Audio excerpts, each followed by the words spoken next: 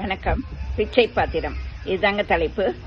சரி, இது போறதுக்கு முன்னாடி என் சேனலை சப்ஸ்கிரைப் பண்ணிட்டு பக்கத்தில் இருக்க பெல் ஐக்கானை அழுத்திக்கோங்க. பிச்சை பாத்திரம். ஒரு சிறுவன் தான் அம்மாவோட கோயிலுக்கு போயிட்டு இருக்காங்க. போற வழியில தெருவில் ஒரு 10 ரூபாய் நோட்டை பார்க்கறான். தரையில கிடந்த அந்த 10 ரூபாய் நோட்டை அவசரமா எடுக்கிறான்.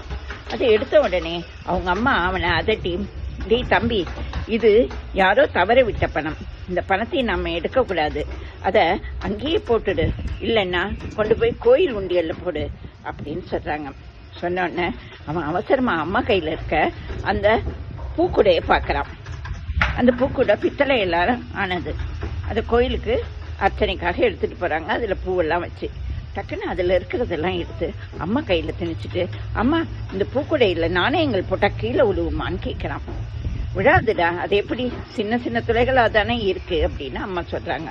சொன்ன உடனே அவன் சொல்றான், அம்மா அப்பனா இது எனக்கு வேணும் அப்படின்னு சொல்லிட்டு அதோ நிக்கிறார் பாருங்க ஒரு கண்ணு தெரியாத பிச்சைக்காரர். அவர் கையிலிருந்து பறந்து விழுந்ததுதாம்மா இந்த பணம். அவரோட கிண்ணத்தை பார்த்தீர்களா, ரொம்ப சின்னதா இருக்கு, அதனாலதான் அது பறந்து விழுந்துருச்சு. இந்த பூக்குடைய அவர்கிட்ட கொண்டு போய் கொடுக்க போறேன், இந்த பணத்தோட இன்னும் கொஞ்சம் நாணயங்களோட அப்படின்னு சொல்லி அம்மா கிட்ட இருந்து கொஞ்சம் நாணயங்களும் வாங்கி அதுல போட்டுட்டு எடுத்துட்டு ஓட போறான். அம்மா அவன் கையை இருக்க பிடிச்சி, இதெல்லாம் வேண்டான்டா, இதெல்லாம் அதிக பிரசங்கித்தனம், தேவையற்ற வேலை அப்படின்னு அம்மா சொல்றாங்க. அம்மா அப்பா எப்பொழுதுமே சொல்லுவாங்களே, இந்த பிச்சைக்காரர்களை பார்த்து நாம் அருவருக்க கூடாது, ஏன்னா அவர்களும் கடவுளின் பிள்ளைகள் தான் சொல்லுவாங்கல்லம்மா.